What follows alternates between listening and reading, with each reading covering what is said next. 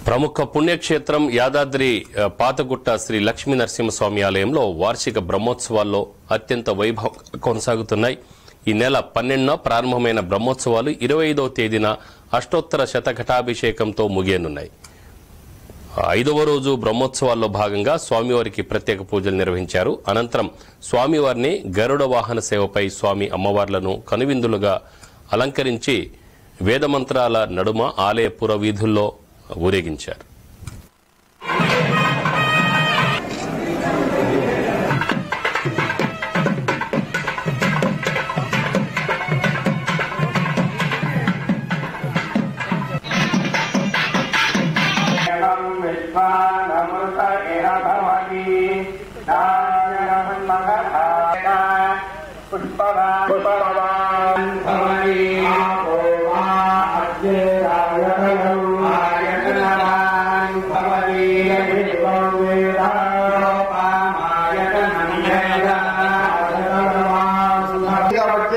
ఇంత ఉత్తమ